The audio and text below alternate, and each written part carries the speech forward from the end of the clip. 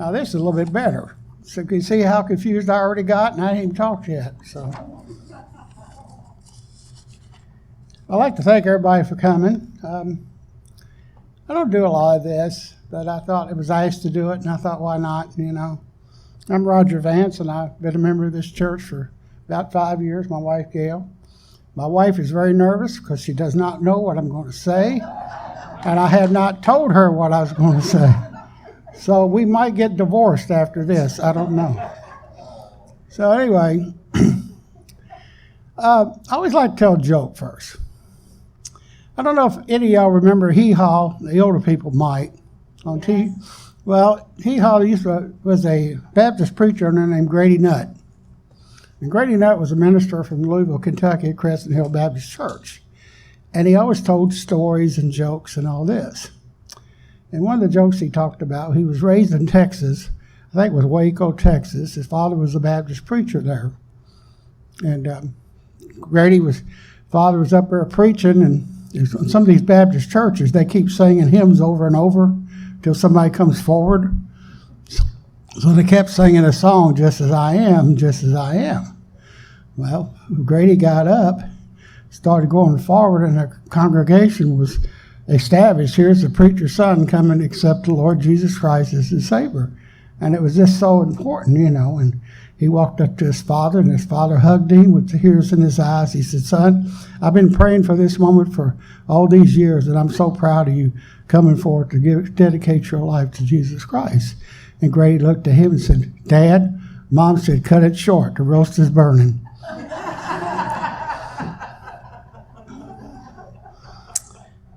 When I was 3 years old, I was in the front yard, me and a boy named, his last name was Flanagan.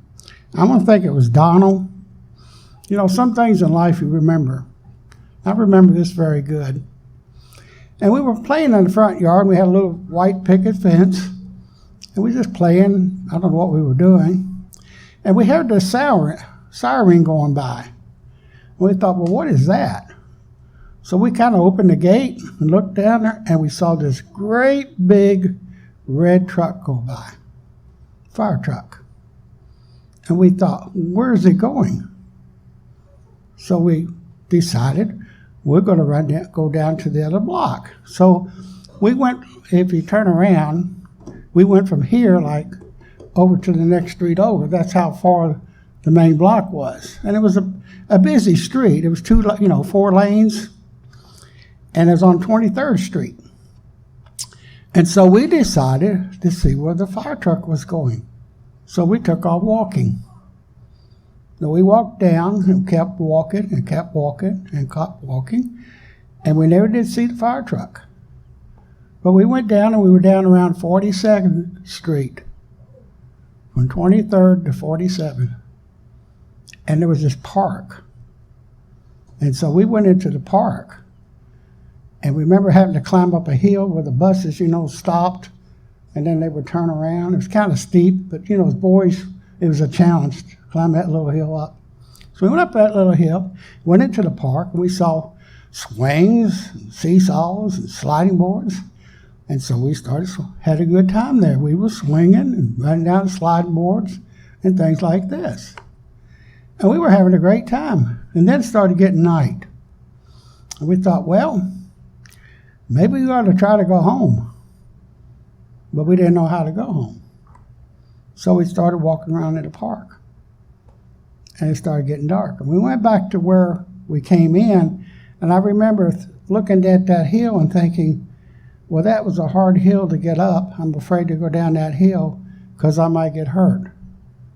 And so we turned around and walked in the park at night.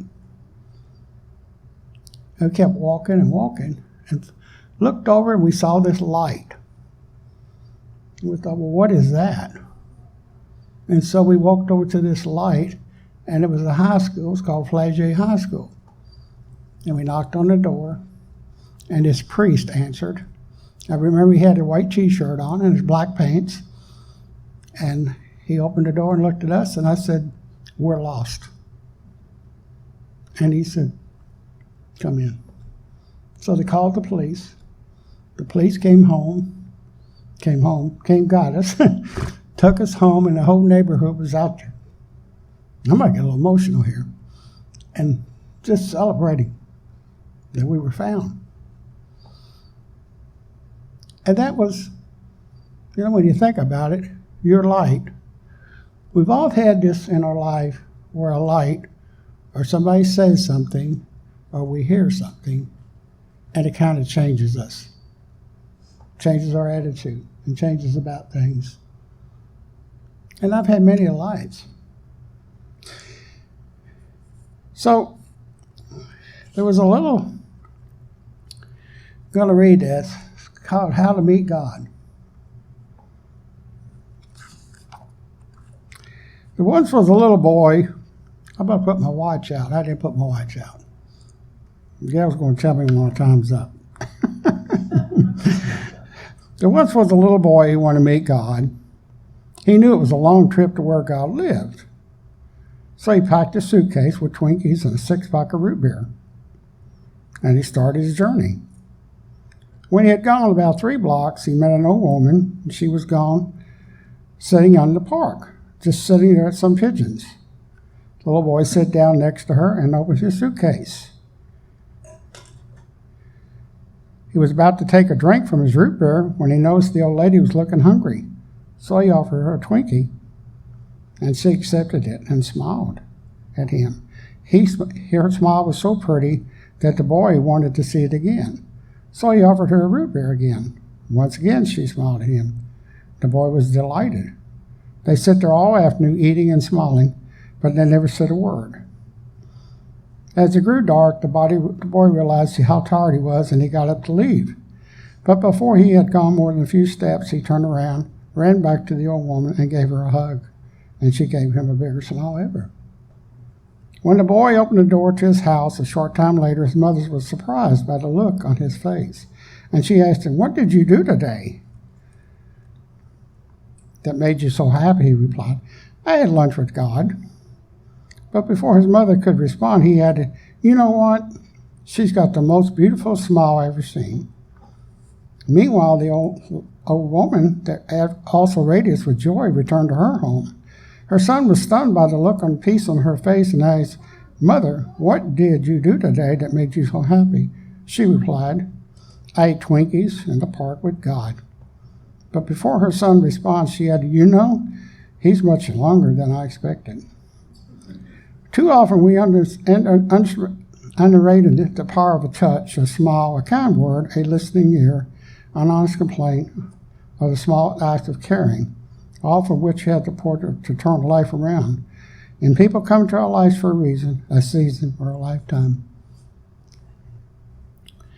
How did I meet God? I was raised in a Baptist church. I remember when I was probably 12, we had this, I guess you call it youth revival.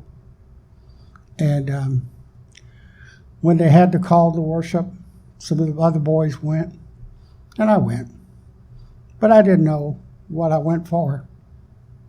I just went because everybody else did it, And so I really didn't meet God till later. When I was 18 years old, I got married. And when I was 25 years old, I got divorced. I had 3 children. I grew up in a Baptist church that said, well, you don't get divorced. You stay in a marriage for the kids. And that was a hard decision. But I was unhappy, and she was unhappy, and you could tell the kids knew things were not right.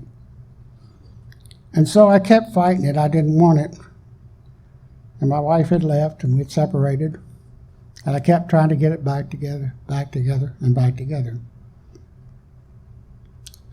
And the more I tried, it didn't work.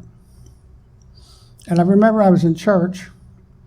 Have you ever been in church when God says, "Okay, shut up and listen"? There was a sermon, and I don't know what it was, but it was like God said, "Roger, listen." And afterwards, when I had the call, I went forward, and I cried, and I hugged the preacher, and I said, "It's over. I have to admit, it is over." I felt so relieved that I had let this go. You see, I believe when you have burdens, you call God and say, God, I got a problem, and I need your help. That's okay, I'll do this. And so I walked out there knowing that the marriage was over. And in the marriage, sometimes you want to blame everybody. One thing, her fault, my fault. I realized it was just as my fault too. Because I went into a marriage at 18 years old. I didn't know how to share. I didn't know how to talk about feelings. I didn't know how to deal with conflict. I did not know how to deal with money. I was never taught these things. And that's why a lot of things that went down. And so, is this much my fault? And I'll take the blame. That's when I found God. I volunteered to work with some kids. And I thought, well, I could help them. Like, hello. And these were teenagers. And I did this for about 18 years. And what I learned was that my first meeting with these kids was that how open these kids were about issues and talking about their problems and what they're going through with. And I thought to myself, I'm 25 years old and I've never been honest in my life. And that was true. And that was one of the downfalls of the marriage. I wasn't honest. And so I learned. So I picked up a book. I was just looking around for something. I picked a book up called The 12 Steps for Christians. And so you see, I found God in that 12-step program. And I still read that book. And I still work that program.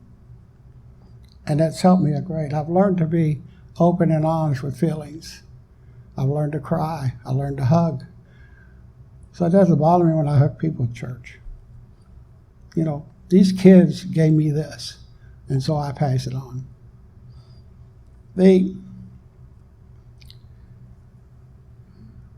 I've also learned, that I really wasn't looking to get married again. And I was still divorced, and I met this lady from Texas. And I thought she was dating this preacher boy, because she came to Louisville wanting to marry a Baptist preacher. Instead, she married a guy with 3 kids. I don't know. So if the good grace of God keeps me around, we'll be married 53 years in August. So. And this is because of this program I'm in, the 12 Steps to Being a Christian. And now I work every day in my life. I talk about my problems. I make amends to people. Sometimes I have to make amends to my wife. And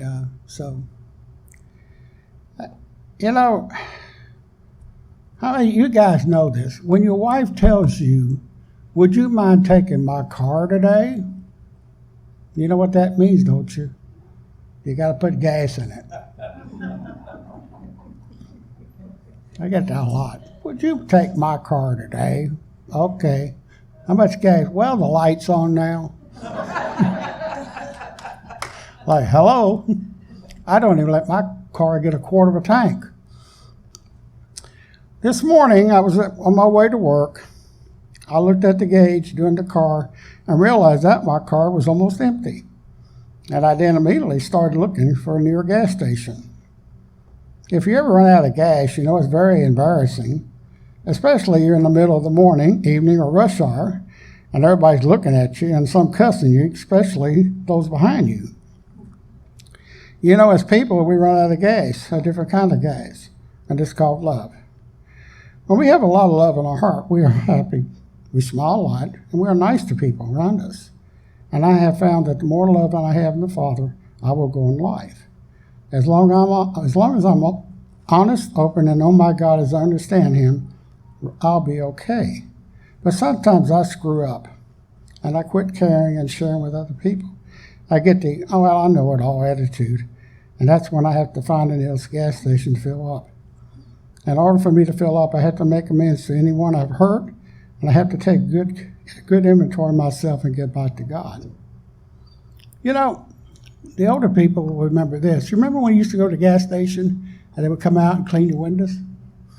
And they would pop the hood and check your oil and give you washer fluid, and all this was free. Well, kind of God's like that. Because when you turn things over to God, He's going to wipe away your tears like He washes the window. He's going to check your oil. He's going to check your emotions. And then something's going to happen, because when you leave, you're going to have peace. And that's what happens when you turn things over to God. And so I do a lot of that. Sometimes I still try to handle things, and then after a while I say, what am I doing? So I'm not perfect. I still screw up. But it's just a journey, and I'm continuing this journey. And, I had heart surgery here, 20-some years ago. And I remember praying, and I said, God, if you're ready to take me, I'm okay. I've been in this program. I love my wife. The kids are doing great. And it's up to you. And I guess the good Lord decided to keep me around, because He'll know when to take me. And I thank you very much.